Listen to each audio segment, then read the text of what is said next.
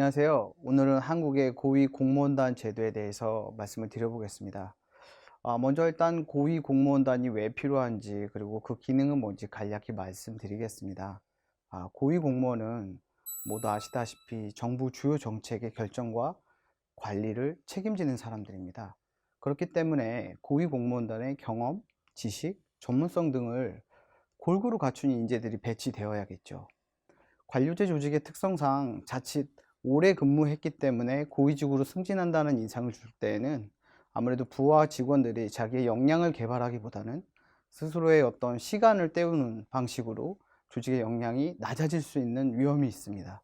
따라서 고위직 공무원이 되기 위해 항상 자신의 역량을 키우려는 인센티브가 조직적으로 마련이 되어야 될 거고요. 또한 외부에서 유능한 인재들을 확보하기 위해 그들이 바로 고위공무원단 제도에 포함될 수 있는 제도적 운영이 필요합니다. 고위공무원단 제도는 사실 우리나라에서 대한민국에서 먼저 들어오지는 않았습니다. 1978년 미국을 시작으로 영국, 호주, 캐나다 등 OECD 국가들이 먼저 시도를 했었고요. 대한민국의 경우에는 2003년부터 활발한 논의가 있었고 2006년 7월부터 본격적으로 제도가 도입되었습니다.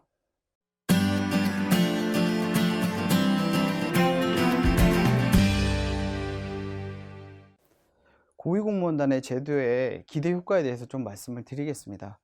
고위공무원단 제도를 운영한다라는 건 기존의 연공서열 방식으로 승진하는 공무원 제도가 아니라 어떤 그들이 갖고 있는 역량에 기반해서 개방과 경쟁을 촉진해 가지고 그들로부터 성과를 향상시키는데 큰 효과가 나타납니다.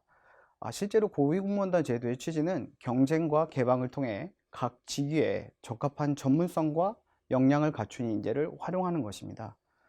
공공 부분에서만 인력을 채용하는 것이 아니라 민간과 경쟁하는 개방형 제도로서 타 부처 공무원과 경쟁도 하고 공모제를 통해 가지고 어디서 왔던지 간에 충분한 역량과 전문성, 지식, 경험이 있다라면 그 사람을 뽑는 제도입니다. 정부는 고위공무원 직종 30%, 개방형은 최소 10%까지 개방형 직위와 공모직위로 선발하도록 하고 있습니다. 두 번째는 개인과 조직의 성과 관리 체계화입니다. 고위공무원단 제도가 도입되면서 고위공무원이 실제로 내는 성과를 체계적으로 관리하고 만약 성과가 부족하다면 능력을 개발하기 위한 교육훈련을 실시하고 있습니다. 고위공무원은 개인의 성과 목표와 부서의 성과 목표, 평가 기준 등을 상급자와 협의하고 성과 계약을 맺고 그 목표를 달성했느냐 안 했느냐를 갖고 평가를 받기 때문에 고위직 공무원의 경우 성과를 정의하기 어려운 부분이 있지만 많은 노력을 통해 가지고 연도별로 중점적으로 추진하는 정책의 성과를 자신의 목표로 설정하고 그 목표를 관리하도록 노력합니다. 세 번째는 고위직의 책임성 강화입니다. 모두 아시다시피 직업공무제는 고위직의 책임성을 더욱 강조하고 있습니다. 고위공무원단 제도는 실적주의 원칙과 정치적 중립성이 보장되며 정년 및 신분 보장 제도도 유지됩니다. 그러나 성과와 능력이 크게 부족한 경우 객관적이고 공정한 판단을 거쳐서 인사조치를 할 수 있습니다. 그렇기 때문에 고위공무원이기 때문에 오래되어서 승진했다고 하더라도 그분의 성과나 그분의 역량이 부족하다면 인사조치를 하게 됩니다. 마지막으로 부처별 인사 자율권이 확대됩니다. 고위공무원단 제도를 통해서 고위공무원에 대한 부처별 인사 자율이 확대되는 효과도 나타나고 있습니다. 계급 단계별 승진 심사에서 고위공무원단에 진입하는 경우에만 인사심사를 실시하기 때문에 안전행정부 인사심사 대상이 축소됐습니다.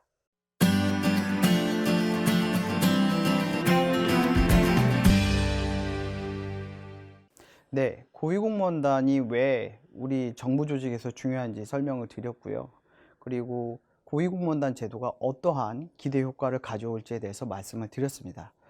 이번에는 고위공무원단 제도의 좀 상세한 내용을 설명드리도록 하겠습니다. 먼저 고위공무원단의 제도의 개관을 설명하자면 고위공무원단은 행정기관의 국장급 이상의 공무원으로 구성됩니다. 일반직, 별정직, 계약직과 외무공무원 약 1,500명이 해당되는데요. 부지사, 부교육감 등 지방자치단체 고위직 역시 고위공무원에 해당합니다. 고위공무원단 인사운영 원칙은 신분이 아니라 일 중심입니다. 고위공무원단에 속한다는 것은 1에서 3의 해당하는 계급이 없으며 직무와 직위에 따라 인사관리를 합니다. 계급에 구애되기보다는 폭넓게 역량이 있는 업무의 적격자를 임용할 수 있다는 겁니다. 보수도 마찬가지입니다. 계급과 연공 서열에 따라서 주는 것이 아니라 고위공무원 개인이 보여준 업무에 대한 실적에 따라서 지급됩니다. 보수는 맡은 직무의 중요도, 난이도, 실제 낸 성과를 기준으로 달라집니다. 고위공무원단의 역량평가는 그 고위공무원단을 지원하는 후보자가 고위공무원으로서 요구되는 역량을 갖췄는지 사전에 검증하는 제도적 장치입니다. 역량평가는 고위공무원단에 진입하기 위해 꼭 거쳐야 하는 단계로 마련이 되었고 2015년부터 과장급 역량평가도 의무가 되었습니다. 이를 통해 고위공무원단으로서 승진하거나 또는 진입하려고 하는 과장급 후보자들에게도 체계적으로 스스로의 역량을 성장시키고 또 그를 검증할 수 있는 체계가 갖춰졌습니다. 역량평가 제도가 도입됨에 따라서 고위공무원단에 진입하려는 공무원들은 정부에서 설정한 역량들을 지속적으로 개선하고 그리고 그것을 계속 개발하려는 인센티브가 제도적으로 마련되었습니다.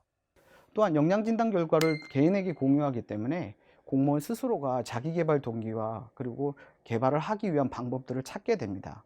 역량평가 결과로 나타난 개인별 역량 수준은 구체적인 교육훈련 수요의 기본 정보를 제공하고 있습니다.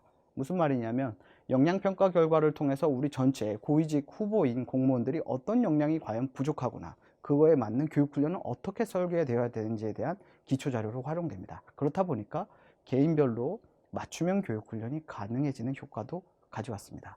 역량이라는 것이 계속 제가 언급을 하고 있지만 역량이라는 단어는 상당히 어려운 부분이 많습니다. 역량이란 직무 수행이 뛰어난 고성과자의 차별화된 행동의 특성과 태도를 의미합니다. 기존의 능력의 개념이 어떤 개인이 보유한 자질에 초점을 맞췄다면 역량은 조직의 관점에서 접근하는 개념입니다. 조직의 성과 창출을 위한 자질을 의미하죠. 고위직으로 갈수록 낮은 수준의 어떤 지식과 반복되는 기술보다는 조정 능력이라든지 전략적 사고 능력이라든지 큰 틀에서의 어떤 정무적 판단, 고객 지향성 등의 역량이 성과와 직접적으로 관련이 있습니다. 이런 부분들이 역량의 개념으로서 도입이 된 것입니다. 평가 대상이 되는 역량은 각 직급에 따라서 역할을 바탕으로 도출되고 있습니다. 무슨 말이냐면 우리 과장님이나 국장님들에게 기대되어지는 역량과 우리 사무관님 또는 우리 전문가님들에게 요구되는 역량이라는 게 서로 다르겠죠. 그래서 고위공무원단에게 필요한 역량이란 무엇인지를 갖다 도출을 했고 그 내용을 보면 전략적 사고, 문제 인식, 성과 지향, 변화 관리, 고객 만족, 조정 통합 역량 등이 있고요. 과장급에게 이제 요구되는 역량이라는 것은 정책 기획, 성과 관리, 조직 관리, 의사소통, 이해관계 조정, 동기부여 역량 등이 이들에게 필요합니다. 이러한 역량들은 다시 어떤 업무나 공무원들이 해당하는 직군에 따라서 범주화할 수 있습니다. 역량평가는 구조화된 상황을 설정해서 직무 상황에 근거한 행동을 관찰 평가하는 방식입니다. 무슨 말이냐면 역량이라는 건 측정이 쉽지 않습니다. 그리고 과거에 어떤 일을 했는지가 중요한 게 아니라 앞으로 어떤 일을 할 것이고 어떠한 성과를 가져올지에 대한 잠재력을 측정하는 것이 중요합니다. 구체적으로 역량평가를 우리 한국에서 하는 방식을 보면은 다양한 실행 과제를 종합적으로 활용해서 개별 평가 기법들이 갖고 있는 한계점을 극복하고 있습니다. 역량평가를 하는 과정에선 평가자와 피평가자가 모두 이 역량평가의 목적을 정확히 이해를 해야 됩니다. 그렇다 그러면은 단순히 우리가 시험을 보는 방식처럼 알고 있는 지식을 테스트하는 게 아니고요. 대상자들이 그 평가 방식에 몰입을 해야 합니다. 그래서 몰입이 쉽고 평가자는 이 몰입한 피평가자들의 역량을 측정할 수 있어야 합니다. 각 실행 과제들은 현안 문제에 대한 기자와의 인터뷰 상황, 부서 간 중복 업무를 조정하는 상황, 업무에 대한 현황과 해결책을 제시하는 상황, 여러 현안 과제를 처리하는 상황, 여러 기관과의 관계를 갖다가 모여서 합의하고 조정하는 상황, 이렇게 모의적인 상황들을 여러 개 설계해 가지고 그 상황 속에서 평가자들은 관찰을 하고 피평가자들은 실제 자기가 어떻게 그 업무들을 또 그 업무들을 통해서 성과를 내는지를 갖다가 측정하고 판단하도록 설계가 되어 있습니다. 2006년 7월부터 2016년 3월까지 운영된 영양평가는 모두 715회입니다. 무자료 블라인드 방식으로 진행됐는데 1점부터 5점까지 점수를 매기고 평균 점수 2.5점 이상이면 통과하는 절대 평가 방식입니다. 전체 시험의 평균 점수는 2.81점입니다. 한 번 평가를 할 때 피평가자 6명, 평가자 9명이 참여했습니다. 전체 피평가자 4,280명 중 3,400명이 통과를 했고 20.56%인 사람들이 탈락을 했습니다. 2006년 이후 영양평가에 참여한 전체 인원은 지원부서 인원을 빼면 약 4,595명입니다. 이들 중 피평가자인 고위공무원단 후보자는 4,280명이었고 44개 부처에서 참여했습니다.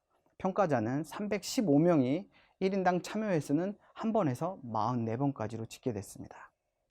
고위공무원단은 기본적으로 국장급을 대상으로 해가지고 운영되는 제도라고 말씀을 드렸습니다. 하지만 최근에는 과장급을 대상으로 하는 고위공무원단 후보자 교육의 운영이 이루어지고 있습니다. 후보자 교육의 목표는 핵심 역량 및 문제 해결 능력을 길러서 향후에 고위공무원단 경쟁력을 높이는 데 있습니다. 후보자 교육은 국가공무원 인재개발원이 맡아 운영하고 있습니다.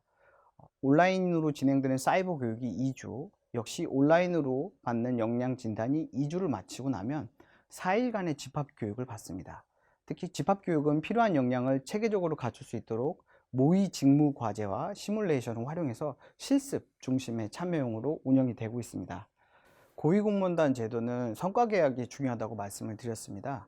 개인별 성과계약에는 기간 목표와의 관련성, 성과 목표, 핵심 산출물 및 활동, 성과 지표 등의 내용이 포함됩니다. 성과 계약은 기본적으로 1년 단위로 체결하고 목표 달성도를 매년 매우 우수, 우수, 보통, 미흡, 매우 미흡 5개 등급으로 구분해 평가합니다. 그리고 이 성과 평가 결과는 성과급 지급 등의 보수와 인사관리에 깊게 반영됩니다.